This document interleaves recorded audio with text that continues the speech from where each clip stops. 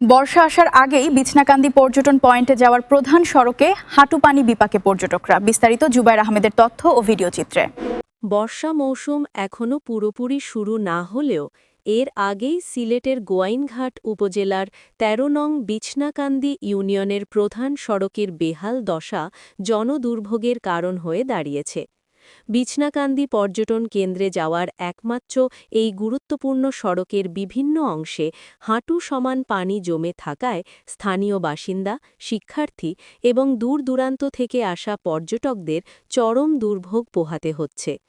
সরেজমিনে জানা যায়, হাদারপাড় উপরগ্রাম বাজারের পশ্চিম প্রান্ত থেকে শুরু করে লুনি নদীর পশ্চিম পাশ পর্যন্ত বিস্তৃত সড়কের একাধিক স্থানে পানি জমে গেছে। কোথাও কোথাও সড়ক ডুবে গিয়ে চলাচলের জন্য ঝুঁকিপূর্ণ অবস্থার সৃষ্টি হয়েছে। এতে করে প্রায় শতাধিক পরিবারের মানুষ প্রতিদিন জীবনের ঝুঁকি নিয়ে এই পথ ব্যবহার করতে বাধ্য হচ্ছেন। বিশেষ করে শিক্ষার্থীদের দুর্ভোগ সবচেয়ে বেশি। স্কুল, কলেজ ও মাদ্রাসায় যাতায়াতকারী শিক্ষার্থীরা প্রতিদিনই পানি ভেঙে ঝুঁকি নিয়ে যাতায়াত করছে। একইভাবে শিক্ষক এবং কর্মজীবী মানুষদেরও বিকল্প কোনো পথ না থাকায় বাধ্য হয়ে এই ঝুঁকিপূর্ণ সড়ক ব্যবহার করতে হচ্ছে। এতে করে যে কোনো সময় দুর্ঘটনার আশঙ্কা তৈরি হচ্ছে বলে জানিয়েছেন স্থানীয়রা। অন্যদিকে সিলেটের অন্যতম জনপ্রিয় পর্যটন কেন্দ্র হিসেবে পরিচিত বিছনাকান্দিতে প্রতিদিনই ভ্রমণ পিপাসু মানুষের আগমন ঘটে। কিন্তু এই সড়কের বেহাল অবস্থার কারণে পর্যটকদেরও চরম ভোগান্তিতে পড়তে হচ্ছে। অনেকেই পানি ভেঙে কষ্ট করে গন্তব্যে পৌঁছালেও অনেকে মাঝপথ থেকেই ফিরে যেতে বাধ্য হচ্ছেন। স্থানীয় সূত্রে আরও জানা গেছে, লুনি নদীর ওপর একটি গুরুত্বপূর্ণ সেতু নির্মাণের কাজ বর্তমানে চলমান রয়েছে।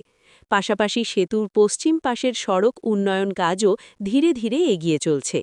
এলাকাবাসীর প্রত্যাশা, আগামী বছরের মধ্যে এই সেতু ও সড়কের কাজ সম্পূর্ণ হলে দীর্ঘদিনের দুর্ভোগ থেকে মুক্তি মিলবে এবং বিছনাকান্দি পর্যটন ব্যবস্থাও আরও সহজ ও উন্নত হবে। তবে নির্মাণ কাজ শেষ না হওয়া পর্যন্ত বর্তমান দুর্ভোগ লাঘবে দ্রুত অস্থায়ী কোনো ব্যবস্থা গ্রহণের দাবি জানিয়েছেন স্থানীয়রা।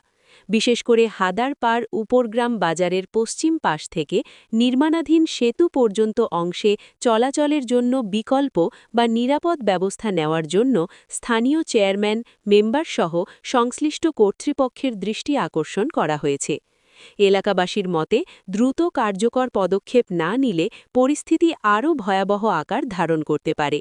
বিশেষ করে পূর্ণাঙ্গ বর্ষা মৌসুম শুরু হলে এই সড়ক সম্পূর্ণভাবে অচল হয়ে পড়ার আশঙ্কা রয়েছে।